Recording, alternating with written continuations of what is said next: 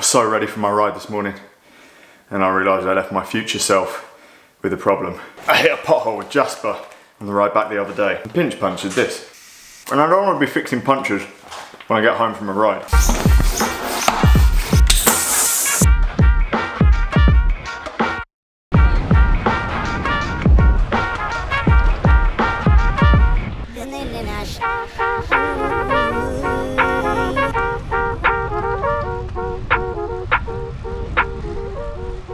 Today's ride, joining Pete for a VO2 max session. He's already recalibrating his power meter.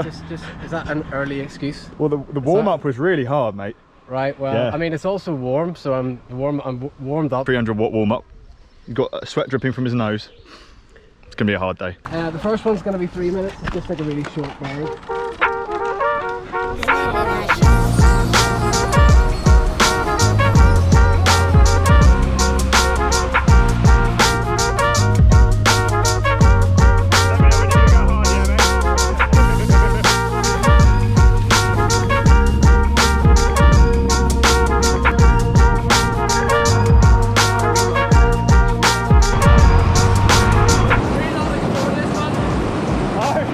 Nerves. The butterflies. You're just mind's just like, you don't need to do this, Pete. Interval number 2.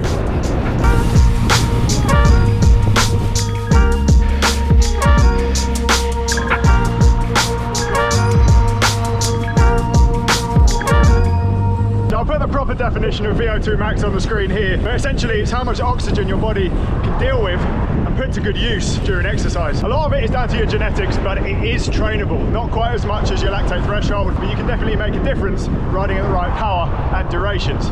That's what we're doing today, getting some time at VO2 max power. I'm not sure how I got roped into this because they're pretty horrible. You got to suffer to make some gains, you know? Yeah, this one I just discovered recently, and like, it's almost so bad that I quite enjoy it because every time I do it, it's also the third one, and then you get a break, so like, by this point I'm already starting to feel the previous ones, but yeah, it's got a couple of hairpins on it as well, so you feel like you're going up the Muir de Huis and Muir de Langley Park. It's a great sandwich shop just in this town as well. We could just stop for a sandwich. Well, or there's a pub right there. Yeah, that sounds good.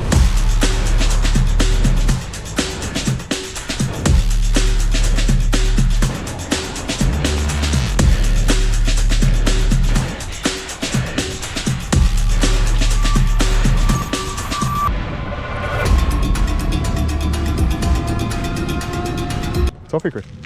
I'd admit it. But it's a really hot day. Is it mainly liquid? It kind of turns into like almost like a chocolate gel. Not as bad as a Mars bar. Mars bars are literally just gels in the summertime, but I'm not saying it's a bad thing. It's already digested for you, so if anything, it's efficient. It's just a bit messy. You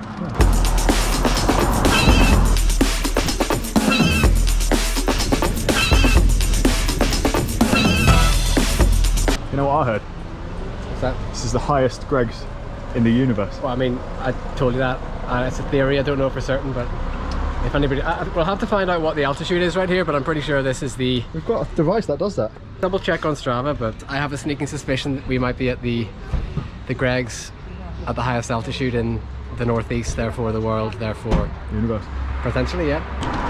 So there's a few different ways to train VO2 max. Today's efforts are starting at about 3 minutes and then getting progressively longer with not that much rest in between. Training that ability to recover in between is really valuable. Why would you want to train VO2 max? I think you've said to me before, it's one of the most valuable things in a race, like that 5 minute duration. I mean, if in terms of talent testing, if like British Cycling or, you know, any kind of anybody who's trying to assess whether a rider has got potential will test their VO2 max, because it's kind of the best indicator of whether somebody has, you know, got the potential to make it as a cyclist.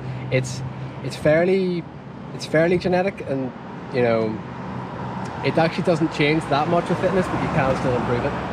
And you know, in essence, it's basically just how much oxygen your blood can transport. It's actually, you know, the measurement is how many liters of oxygen your body can transport to the muscles in a minute. And so obviously in a sport like cycling, that's as much of an indicator of potential as anything really. And a session like today, you're doing it in blocks of 4 minutes, which are you're working at your VO2 max power, and it'll just boost your body's ability to do that. And then it's actually the kind of session where you get quite a lot of improvement fairly quickly. So I'll find if I haven't done this session for a couple of months, between the first session and the second session, the amount of power I'll be able to produce for each of the intervals might increase by 10 watts. Also, the amount of power I might be able to do on the last set might increase by 20 to 30 watts, because your endurance is improving as well. And also, I've kind of designed the session so that I'm working myself at the start and at the end, so by the end I'm increasing my body's ability to, you know, work at VO2 max, but also just improve my body's ability to go hard when it's already fatigued. And if you're going to do long road races, like that's super important. Yeah. It's just like a real race where you stop for Greg's in the middle. Yeah. If only.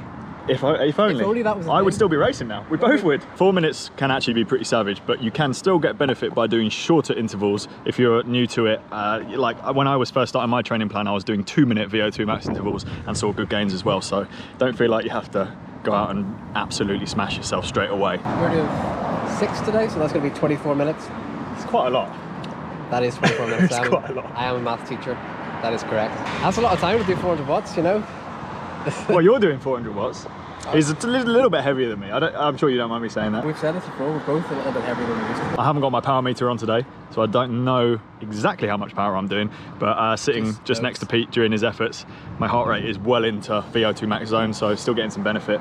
I'll bring my power meter next time, we'll see. Who's putting the more power out is obviously way more important than who's going faster.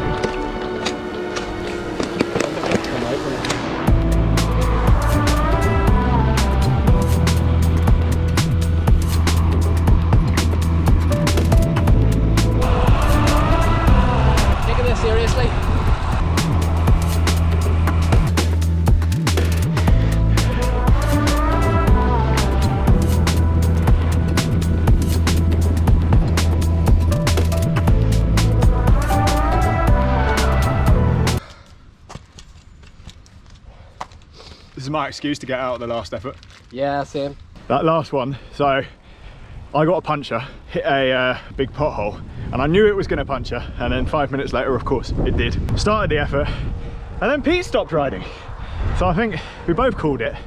Last interval, which is the 6th one today, and well, knowing when to stop is an important thing. Some people's book is like soft if you don't complete your session, but then, you know, my power was already dropping a little bit in the last one, but still felt like I was able to do it properly. But just there, it was kind of, I was trying as hard and doing like 50 watts less.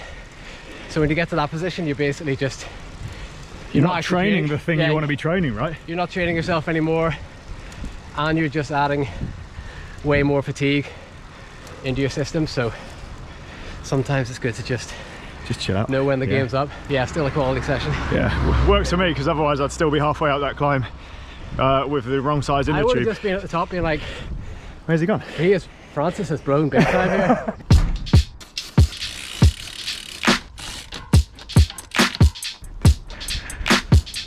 Unfortunately, I haven't got my own power stats for that ride, but for people who are interested, these are Pete's. Washing in the background looks real good. Now, Strava does actually break it down really well, so I'll put a link down below to Pete's Strava if you want to look at the actual ride that he's uploaded. But in short, warm-up was 6 minutes at 328 watts. First interval, 2 minutes 41 at 403 watts. Second interval, 3 minutes 13, 406 watts. Third interval, 3 minutes 40, 407 watts. Fourth one, 4 minutes bang on at 400 watts. Fifth one, 4 minutes again, bang on at 398 watts. And then the last one, 1 minute 24, because we canned it, 387 watts. So a big day in the saddle, high TSS. There was a lot of riding in between, and the length of the intervals were also pretty much based on how long the hills were. The riding footage wasn't actually from the intervals because I didn't want to ride around with a GoPro in my mouth, so I've kind of put it in there for creative effect. In between, we were riding in zone 2 or tempo.